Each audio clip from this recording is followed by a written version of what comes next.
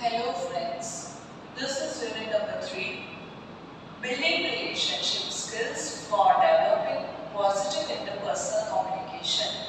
આપણી લાઈફમાં લોકો સાથે રિલેશન બાંધવા, લોકો સાથે સંબંધો બાંધવા એ બહુ ઇમ્પોર્ટન્ટ વસ્તુ છે.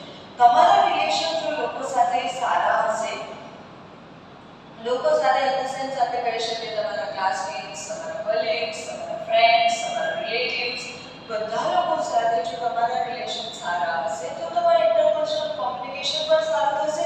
સાથે સાથે તમને તમારા કરિયર ડેવલપમેન્ટમાં પણ તમારા બિલ્ડિંગ રિલેશનશિપ સ્કિલ્સ બહુ હેલ્પ કરી શકે છે.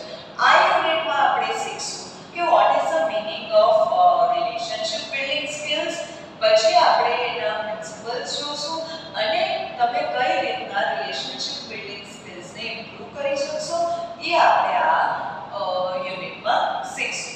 So let's start unit number 3. Question number 1. Explain concept of relationship building skills in workplace.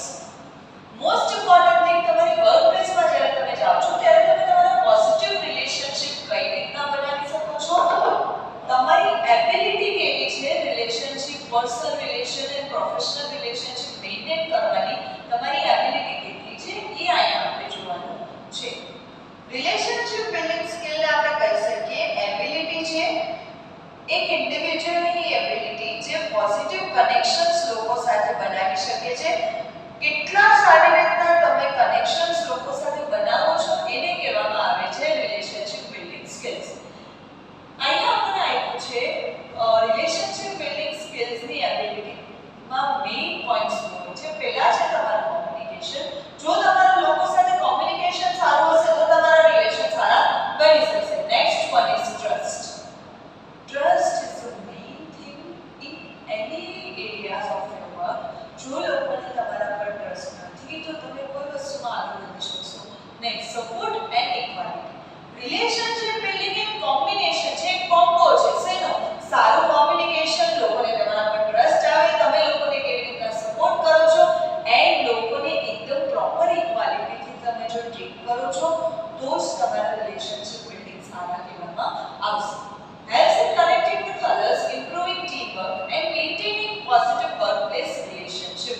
Relationship building skill જો તમારામાં હશે તો તમને કયા કયા ફાયદાઓ મળી શકે છે? તમે જે ટીમમાં કામ કરો છો એમાં તમે સારી રીતના કામ કરી શકશો. બીજી વસ્તુ આપણને આપી છે positive workplace relation.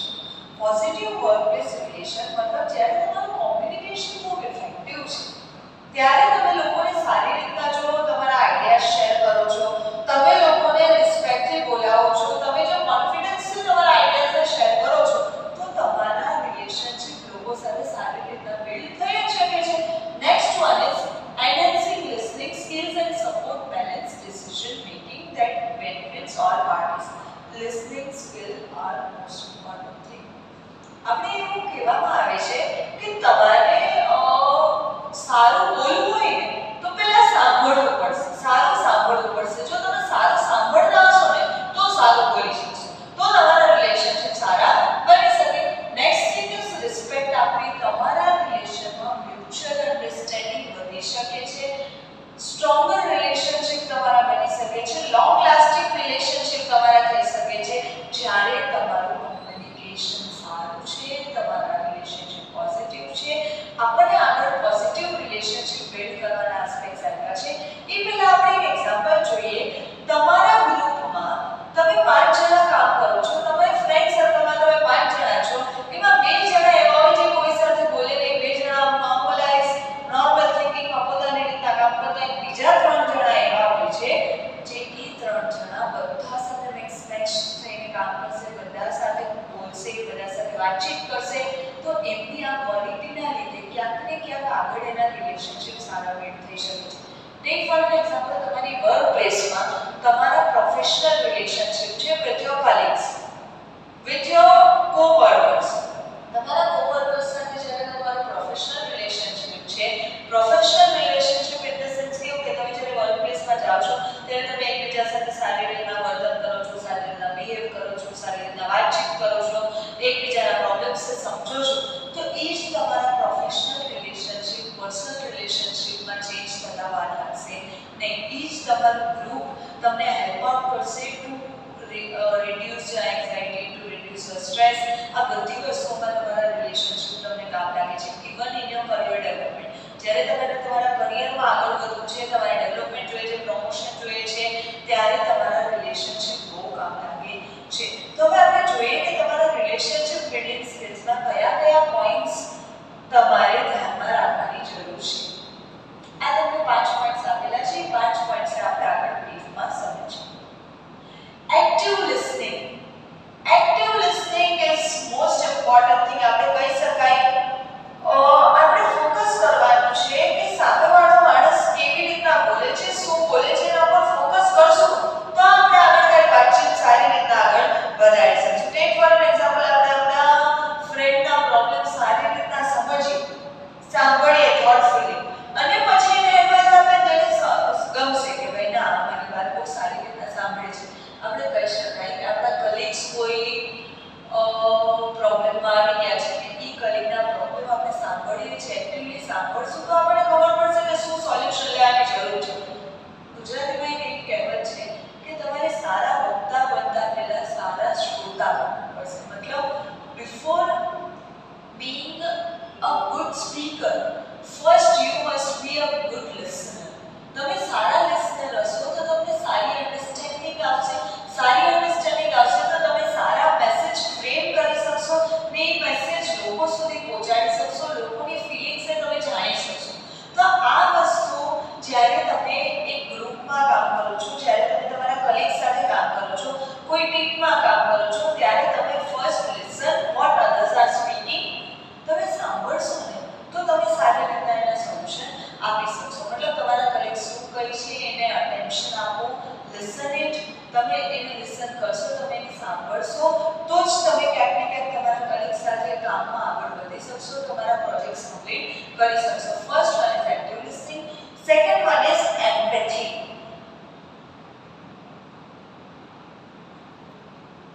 Second one is empathy. Empathy is vote?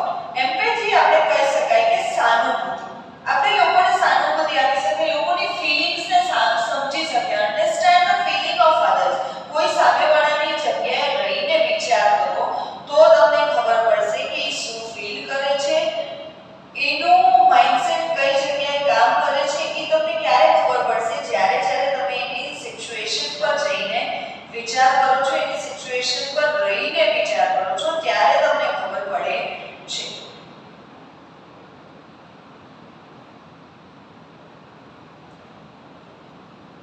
Tech for an example, તમારા કોઈ ફ્રેન્ડ છે, એ કોઈ પ્રોબ્લેમમાં આવી ગયા છે, એ કોઈ પ્રોબ્લેમમાં પડી ગયા છે, તો એની પ્રોબ્લેમને તમે કઈ રીતના સાંભળો છો, કઈ રીતના ટ્રીટ કરો છો, એ આપણે અહીંયા જોવાનું છે. તમારા કલીગ કોઈ આવે છે પ્રોબ્લેમ લઈને કે મારા સાથે આ પ્રોબ્લેમ થઈ ગયો છે, he is into his emotional level, કે મારા સાથે આ પ્રોબ્લેમ થઈ ચૂક્યો છે, મારાથી આ પ્રોજેક્ટ કમ્પ્લીટ થઈ શક્યો નથી. તો એ ટાઈમે આપણે એને કહી શકીએ કે ઓકે તમારે આ પ્રોબ્લેમ નથી થયો, શું થયું છે બોલો, પ્રોબ્લેમમાં ક્યાં પ્રોબ્લેમ શું આવ્યો છે, ક્યાં તમે અટકો છો, તમે અટકો છો ત્યાં આઈ એમ વિથ યુ. આપણે એને કહીએ, આપણે એના ઇમોશનલી આપણે એના સાથે ફીલ થઈ, આપણે એની જગ્યાએ રહીને વિચારીએ કે ભાઈ આને આ કેમ પ્રોબ્લેમ આવ્યો છે. ટેક ફોર એન એક્ઝામ્પલ, કોઈ તમારી ઓર્ગેનાઇઝેશનમાં લેટ પહોંચે છે, એઝ અ મેનેજર તમે એના ઉપર ખીજાઈ જાઓ કે તમે કેમ લેટ પહોંચ્યા, ચાર છે તમારી salary cut. But first think કે કઈ સિચ્યુએશનમાંથી પાસ આઉટ થયા છે. આસ્ક ધેમ કે તમે કઈ સિચ્યુએશનથી પાસ આઉટ થયા છે, તમે શું કામ આજે લેટ પહોંચ્યા છો, તમને શું થયું હતું આજે, તમે આજે કેમ દુઃખી છો, તમે આજે કેમ આટલા લેટ પહોંચ્યા છો. તમે એની વાતને જાણવાની કોશિશ કરશો, તમે એની વાતને સમજવાની કોશિશ કરશો તો તમને ખબર પડશે કે નહીં આ માણસ એકચ્યુઅલી કોઈ પ્રોબ્લેમમાં આવી ગયા, તેના ઘરમાં કોઈ ઇમરજન્સી આવી ગઈ હતી એટલે આજે લેટ પહોંચેલા છે. તો એમ્પેથી, પ્રેક્ટિસિંગ એમ્પેથી મતલબ સહાનુભૂતિ રાખો લોકો માટે, તો જ તમારા રિલેશન સારા બનશે. તો એને એક ફીલ આવશે અને તમારા પર ટ્રસ્ટ આવશે કે નહીં આ મારી વાત સમજે છે, તો હું આને વાત કરી શકું છું, મારી વાત સમજે છે, મારી વાતને આગળ વધારે છે, તો મારે આમને વાત કરવી છે, તો પ્રોબ્લેમના સોલ્યુશન એને જ આવી જશે. તમારા રિલેશનશિપ બિલ્ડિંગમાં બહુ સારો પોઈન્ટ એમ્પેથી ધરાવે છે. નેક્સ્ટમાં આપણે જઈએ verbal communication. Most important thing is verbal communication. જો આપણે verbal communication નો મીનિંગ તો ખબર જ છે. verbal communication મતલબ શું? આપણે જે મેસેજ પાસ કરીએ છીએ એ મેસેજ ક્લિયરલી પાસ કરશું, સામેવાળા માણસને સમજાય એમ મેસેજ પાસ કરશું, લોકોને બધા જેટલા તમારા ટીમ મેમ્બર્સ છે ટીમ મેમ્બર્સને કોલેબોરેટ કરીને બધાને સેમ મેસેજ જ્યારે તમે પાસ કરશો ત્યારે ઇમ્પોર્ટન્ટ વસ્તુ છે કે તમારા વિચારો તમે સ્પષ્ટપણે સામેવાળા માણસની સામે વ્યક્ત કરો ને તો તમારા રિલેશનશિપ સારા બની શકે છે. ટેક ફોર એન એક્ઝામ્પલ કે કોઈ ગ્રુપમાં કોઈ ડિસ્કશન ચાલે છે અને કોઈ એક માણસ એની વાત એકદમ સારી રીતના ગ્રુપ ડિસ્કશન ચાલુ હોય ગ્રુપ ડિસ્કશનમાં જે સારી રીતના પોતાની વાત સમજાવતા હશે ને જે સારી રીતના ક્લિયર મેસેજીસ પાસ કરતા હશે ને એ લોકોના રિલેશન લોકો સાથે સારા બનવાના ચાન્સીસ વધારે છે. Next one is next point આપણે લઈએ. Point number 4 is conflict resolution. conflict resolution is what કે તમે લોકો સાથે તમારા મતભેદ લોકો સાથે તમારા જે મતભેદ ઓર્ગેનાઇઝેશનમાં ઘણીવાર મતભેદ થતા રહેતા હોય છે, મિસઅન્ડરસ્ટેન્ડિંગ થવાના ચાન્સીસ થતા રહેતા હોય છે. તો એ મિસઅન્ડરસ્ટેન્ડિંગને આપણે કઈ રીતના રિઝોલ્વ કરીએ છીએ, મિસઅન્ડરસ્ટેન્ડિંગને કઈ રીતના સોલ્યુશન લઈ આવીએ છીએ, એ ક્વોલિટી જો આપણા પાસે તો આપણા રિલેશન સારા થઈ જશે. ઘણીવાર છે ને સંબંધોમાં ઝઘડાને ડિસ્કસ કરવાથી ઝઘડાનો અંત આવી જતો હોય છે. તો જો તમારે તમારા સંબંધ સારા રાખવા છે તો કોન્ફ્લિક્ટ રિઝોલ્યુશન સ્કિલ તમારામાં હોવી જોઈએ. Next one is emotional intelligence. Emotional intelligence નો મીનિંગ શું થાય છે કે તમે તમારા ઇમોશન્સને કંટ્રોલ કરીને વર્ક પ્લેસમાં તમારા ઓપિનિયન્સ, તમારા બિલીફ્સ, તમારા એક્સપિરિયન્સીસ જ્યારે શેર કરો છો, જ્યારે તમે as a manager safe environment તમારા એમ્પ્લોઈઝને આપો છો, ઇમોશનલ ઇન્ટેલિજન્સથી કામ કરો છો, તમારા પર્સપેક્ટિવ સામેવાળાના પર્સપેક્ટિવ મુજબ સમજો છો, ત્યારે જ તમારા રિલેશન સારા બની શકે છે. કેમ કે બધા લોકોના ઓર્ગેનાઇઝેશનમાં બધા લોકોના પર્સપેક્ટિવ અલગ હશે. પર્સપેક્ટિવ અલગ હશે એ રીતના તમારે કામ કરવું પડશે. લોકોના પર્સપેક્ટિવ અલગ છે તો લોકોના પર્સપેક્ટિવને સમજવા પડશે. આ જગ્યાએ આપણે ઇમોશનલ થઈને કામ ના કરીએ, that is not the thing. Respecting other people's opinion, beliefs and experiences create a safe environment for meaningful dialogue, ultimately helping to build stronger relationship between team members. જ્યારે ટીમ મેમ્બર્સ વચ્ચે સારા relation બનાવવાના છે ત્યારે જેટલા team members છે બધાની વાતને સાંભળો, બધાની વાતને સમજો. એ ટાઈમે આપણે લોકોના ઓપિનિયન શું છે, લોકોના બિલીફ શું છે, લોકોના પર્સપેક્ટિવ શું છે એને રિસ્પેક્ટ કરશું તો જ આપણું કામ, તો જ આપણું વિઝન સારું થશે ને લોકો સાથે આપણા રિલેશનશિપ સારા બંધાશે. જો આપણે લોકોના ઓપિનિયન નથી સાંભળતા ખાલી ઓર્ડર્સ જ આપીએ છીએ તો ધેટ ઇઝ રોંગ. તો એ વસ્તુ ક્યારેય આપણે કરવાની નથી. આપણા રિલેશનશિપ સારા તો જ બંધાશે જો આપણે લોકોના ઇમોશન્સને સમજીને કામ કરીએ છીએ. Is it clear? તો અહીંયા આપણે ઘણા બધા પોઈન્ટ્સ શીખ્યા કે જેના થ્રુ આપણા રિલેશનશિપ વધારે સારા બની શકે છે. Come to next question. Question number 2. Explain supportive communication and its importance. What is the meaning of supportive communication?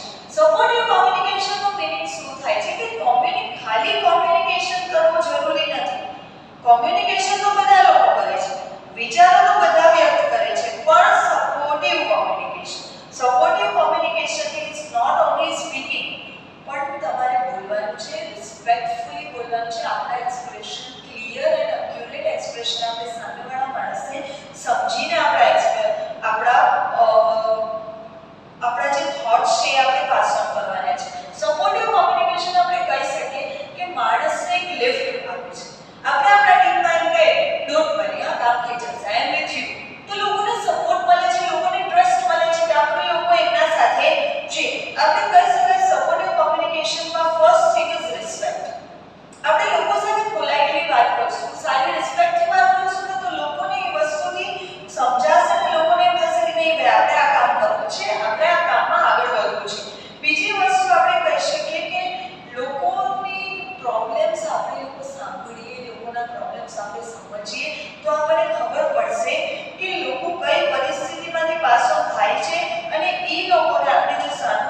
આપશો અને એ લોકોને રોક્યા વગર એ લોકોની વાત સાંભળશો ને તો આપણા રિલેશનશિપ સારા બનશે. સપોર્ટિવ કોમ્યુનિકેશન આપણે કરવું જરૂરી છે. આપણા કલીગ્સ, આપણા ફ્રેન્ડ્સ, આપણા કોવર્કર્સ, આપણા રિલેટિવ્સ બધા સાથે જો સપોર્ટિવ કોમ્યુનિકેશનની ભાવના આપણે રાખશું ને, જજમેન્ટલ વેથી આપણે ના જઈએ, ટીમ વર્કમાં કામ કરવા માટે, આપણે પ્રોબ્લેમ સોલ્વિંગ ઇન્ટેન્શનથી આપણે જો આગળ વધશું ને લોકોને સપોર્ટ કરવા માટે, એવું એન્વાયરમેન્ટ ઓર્ગેનાઇઝેશનમાં આપણે બિલ્ડ કરીએ કે જેના થ્રુ આપણે લોકોને એન્કરેજ કરી શકીએ કામ કરવા માટે. આપણે કહી શકીએ ચિંતા ન કરો, આપણે કામ બધા ભેગા મળીને આગળ કામ વધારી શકશું. આપણે મિસ્ટેક્સ જે થાય છે, કોઈની મિસ્ટેક સપોઝ થાય છે તો આપણે કહી શકીએ ઇટ્સ ઓકે, થાય mistake, it's alright, we will overcome this mistake. આપણે સાથે મળીને મિસ્ટેકમાં કામ કરી શકીએ. આપણે નોન સપોર્ટિવ જ્યારે લઈશું ને ત્યારે આપણે સામેવાળા માણસની ફિલિંગ્સ હર્ટ કરી શકીએ છીએ. તો એવું આપણે નથી કરવાનું. કોઓપરેશનથી, કોલેબોરેશનથી આપણે કામ કરીએ, એને કહેવામાં આવે છે સપોર્ટિવ કોમ્યુનિકેશન. એવી વાણી આપણે બનાવીએ, આપણું કોમ્યુનિકેશન એવું રાખીએ કે સામેવાળા માણસને સ્ટ્રેન્થ મળે, કામ કરવાનું મોટિવેશન મળે, એન્કરેજમેન્ટ મળે, એવું કામ આપણે કરવાનું છે. તો that is the meaning of supportive communication. Question number 3 છે explain principles of supportive communication. અહીંયા આપણે supportive communication ના principles 8 principles આપવામાં આવ્યા છે. 8 principles આપણે આગળ સમજીએ.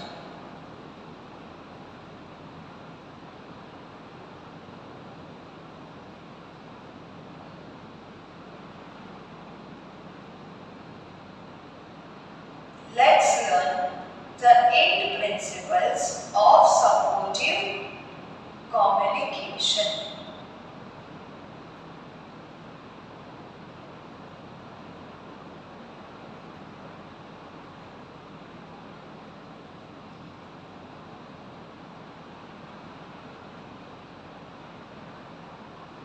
Okay, so first one is problem oriented, not person oriented. Problem oriented, not person oriented નો મીનિંગ શું થાય છે કે જ્યારે ઓર્ગેનાઇઝેશનમાં કોઈ બી પ્રોબ્લેમ આવે છે તો તમે કોઈને એડ્રેસ કરો, યુ આર રિસ્પોન્સિબલ, તમારા લીધે જ આ પ્રોબ્લેમ આવ્યો છે. એના બદલે તમે એમ કહો કે આ ટેક ફોર એન એક્ઝામ્પલ કે આ પ્રોબ્લેમ છે, તમારાથી કામ નથી થયું, ઇટ્સ ઓલરાઈટ, લેટ્સ વર્ક. આપણે કામ કરીને આ વસ્તુ આપણે ફિનિશ કરીએ. કોઈને બ્લેમ કરવા કરતા બેટર છે કે આપણે પ્રોબ્લેમ ઉપર ફોકસ કરીને પ્રોબ્લેમને આગળ વધારવા માટે આપણે કામ કરીએ. Focus on the issue, not the person. આપણે કોઈ પર્સન ઉપર ફોકસ કરવા કરતા આપણે કામ ઉપર ફોકસ કરશું તો આપણા પ્રોબ્લેમનું સોલ્યુશન જલ્દીથી આવશે. કોઈ લોકોને બ્લેમ કરવા કરતા બેટર છે બધા સાથે મળીને પ્રોબ્લેમનું સોલ્યુશન લઈ આવીએ. Next one is congruent, not incongruent.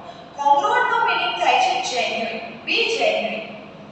genuine મતલબ આપણે કોઈને એમ કહીએ કોઈ માણસ કામ સારી રીતે કરે છે, આપણે oh very good, it's an excellent work. Excellent work આપણે કહીશું પણ કામમાં જ્યાં પ્રોબ્લેમ્સ છે, ટેક ફોર એન એક્ઝામ્પલ કે માણસે કામ સારું કર્યું પણ ક્યાંક ને ક્યાંક પ્રોબ્લેમ્સ રહી ગયા છે, ક્યાંક ને ક્યાંક એરિયાઝને ઇમ્પ્રૂવ કરવાની જરૂર છે, તો બી ક્લિયર. એમને કહો કે તમે એફર્ટ્સ તો બહુ સારા કર્યા છે, તમારા એફર્ટ્સ બહુ સારા છે, પણ તમારે અમુક એરિયાઝમાં ઇમ્પ્રૂવ થવાની જરૂર છે. એક રિપોર્ટ કોઈ એમ્પ્લોયી આપણને આપે છે, take for an example submit કરે છે, તો એમાં ક્યાંક ને ક્યાંક ઇશ્યુઝ આવ્યા છે, ક્યાંક ને ક્યાંક ફોર્મેટિંગ ઇશ્યુ છે, ટેક ફોર એન એક્ઝામ્પલ ક્યાંક ને ક્યાંક કોસ્ટમાં ઇશ્યુ આવ્યા છે, તો એમના એફર્ટ્સને એપ્રિશિએટ કરો. બી ફ્રેન્ક, એફર્ટ્સને એપ્રિશિએટ કરો, પણ સામે જેન્યુઇન રહ્યો કે આ વસ્તુમાં તમારે ઇમ્પ્રુવમેન્ટ કરવાની જરૂર છે. કોસ્ટિંગ પાછળ તમે એકવાર જો, ફોર્મેટિંગ એકવાર જો, તો તમે એને કહેશો તો તમારા આઈડિયાઝ તમે એને ક્લિયરલી સમજાવશો, જેન્યુઇનલી તમારા આઈડિયાઝ તમે એને સમજાવશો તો એને ખરાબ પણ નહીં લાગે, સાથે સાથે સપોર્ટ પણ મળશે કે મને ઇમ્પ્રૂવ કરવાનું કીધું છે, મને એમ નથી કીધું કે તમારું કામ ખરાબ છે. Is it clear?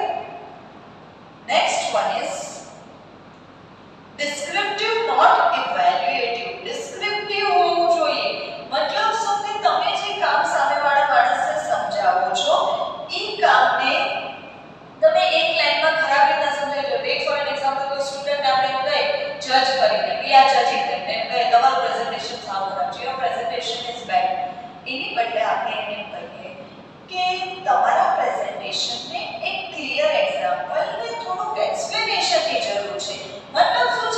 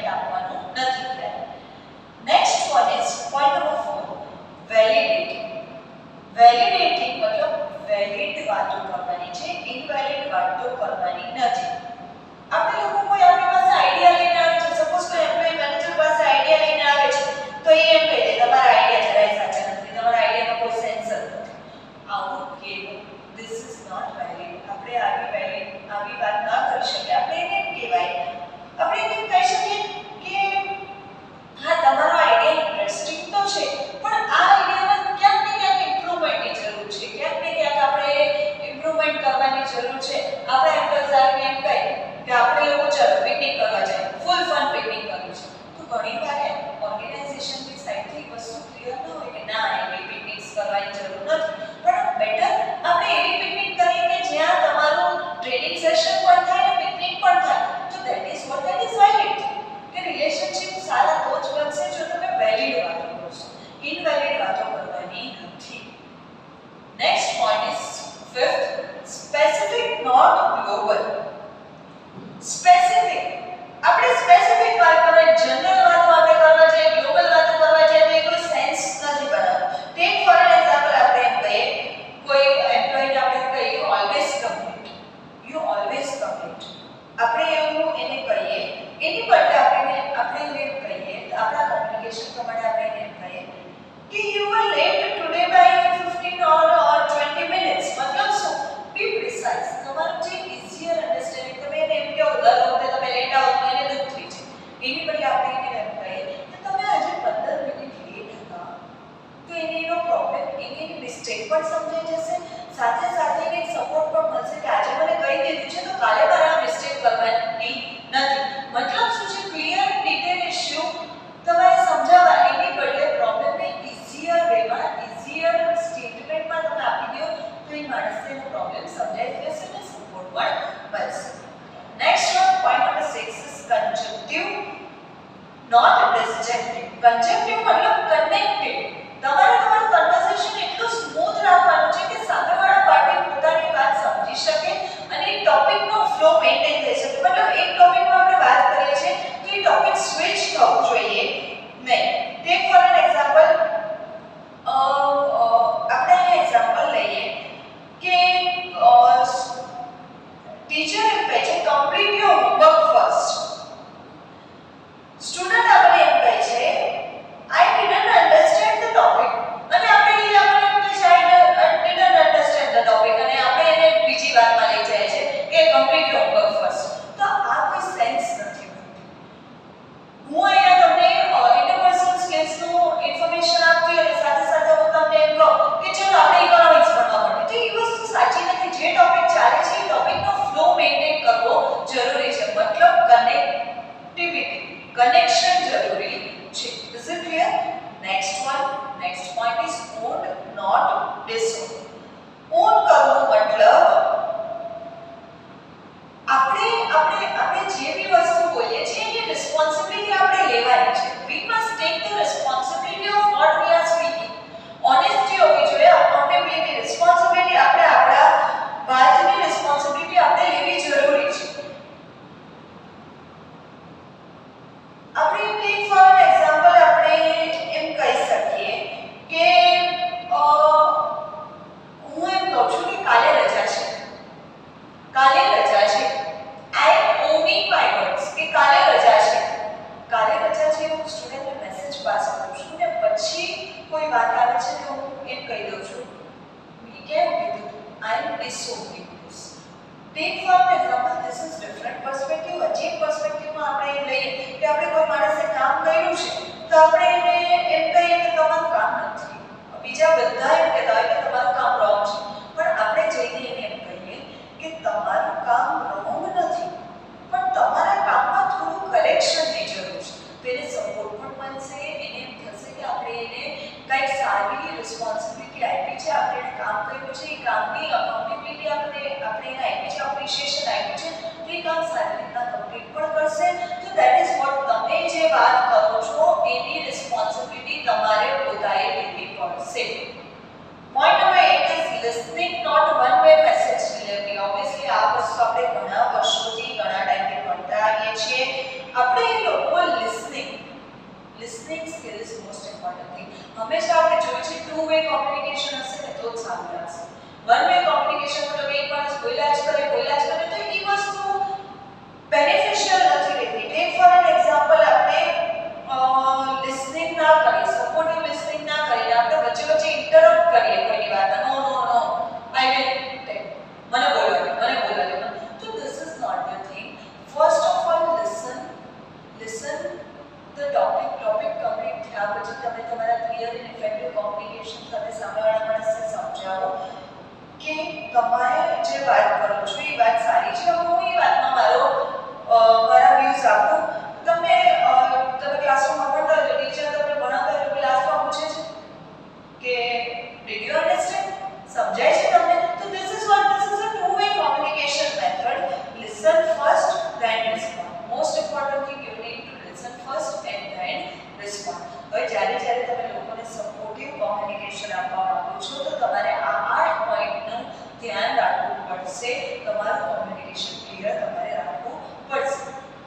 here we complete our question number 3, principles of supportive communication. Next topic is question number 4, discuss ways to improve relationship building abilities. Relationship building abilities ના ways આપણે આમાં આવ્યા છે, જનરલ ways આવ્યા છે જે most important આપણે લોકો ઘણી જગ્યાએ ભણીને આવી ચૂક્યા છે, ઈ જ આપણે અહીંયા રિપીટ થાય છે, તો આપણે એને બહુ વધારે ડીપલી નહીં જઈએ, થોડુંક એક ઓવરવ્યુ ટાઈપ્સ આપણે આને સમજીએ. First one is develop effective relationship. First one is develop effective communication. Effective communication is what helps build strong workplace relationship and positive interaction. હવે તમારે જ્યારે રિલેશનશિપ બિલ્ડિંગ સ્કિલ સારા બનાવે છે ત્યારે ફર્સ્ટ તમારે શું કરવું પડશે? ક્લિયર, રિસ્પેક્ટફુલી, કોન્ફિડન્ટલી લોકોને સમજાવવા પડશે તમારા આઈડિયાઝ, તમારા થોટ્સ તમારે લોકોને સમજાવવા પડશે. એક્ટિવ લિસનિંગની સ્કિલ આપણે સમજીને આવ્યા છે. ટેક ફોર એન એક્ઝામ્પલ, આપણે લોકો સામેવાળા માણસના આઈડિયાને સાવ એમ કહી દે કે your idea is very useless, તો એ વસ્તુ સારી નથી. સામેવાળા માણસને આપણે ઇફેક્ટિવ કોમ્યુનિકેશનથી રિસ્પેક્ટફુલી એમ કહીએ કે આઈ થિંક તમારા આઈડિયામાં થોડુંક ઇમ્પ્રુવમેન્ટની જરૂર છે. તમે શું કર્યું? મેસેજ સેમ પાસ કર્યો, પણ એ સેમ મેસેજને અલગ ઇફેક્ટિવનેસથી, અલગ ઇમ્પેક્ટથી પાસ કરો છો તો સામેવાળા માણસ સાથે તમારા રિલેશનશિપ સારા બની શકે છે. Point number 2 is practice empathy. તમે પોતાની જાતને put yourself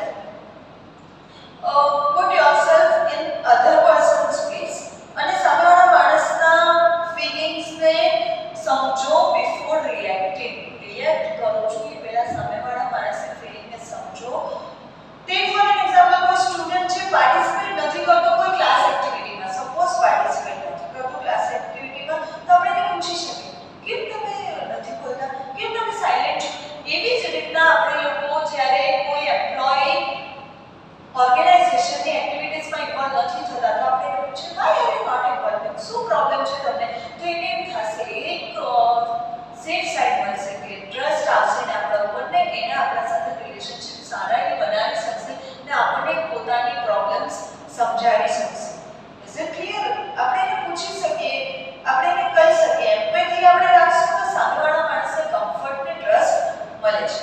point number 3 is develop emotional intelligence. આવી આપણે જોઈએ ઇમોશનલ ઇન્ટેલિજન્સ મતલબ શું કે સામેવાળા માણસની ઇમોશન્સ જોવો. એમ્પેથી જેમ આપણે કરીએ છીએ એમ ઇમોશનલ ઇન્ટેલિજન્સ છે કે control your emotions and understand other peoples emotions and respond wisely. React કરવા કરતા બેટર છે કે ઇમોશન્સને સમજો. ટેક ફોર એન એક્ઝામ્પલ, કોઈ છે કે કોઈ આપણો ગ્રુપ એક્ટિવિટી ચાલે છે એમાં કોઈ એંગ્રીનેસ બતાવે છે, શાઉટિંગ કરે છે, તો શાઉટિંગ કરે છે તો સુકાવની શાઉટ કરે છે.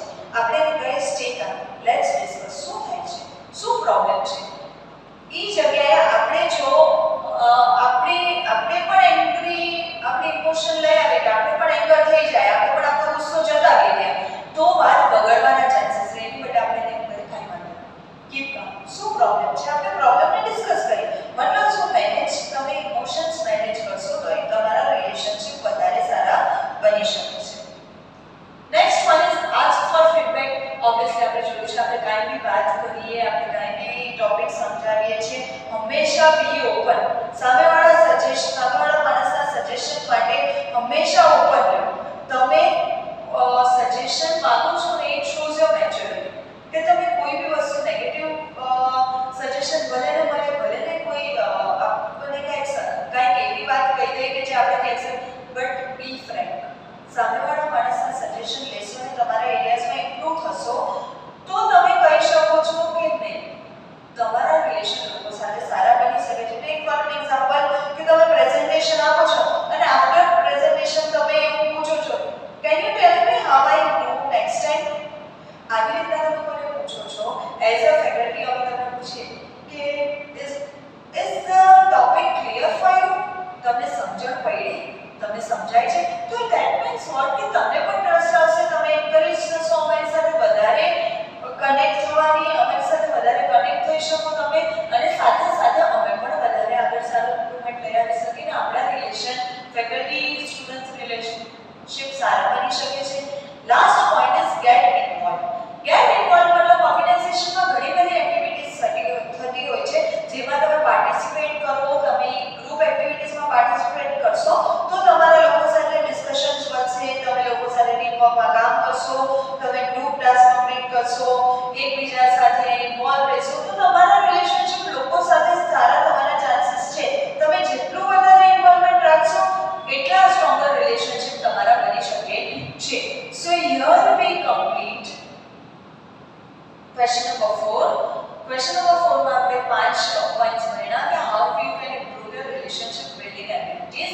so here question number 4 ની સાથે સાથે આપણું unit number 3 building relationship and building positive interpersonal communication આપણે અહીંયા કમ્પ્લીટ કરીએ છીએ. so here we conclude our unit. next lecture માં આપણે યુનિટ નંબર 4 માં આગળ વધીશું. thank you so much.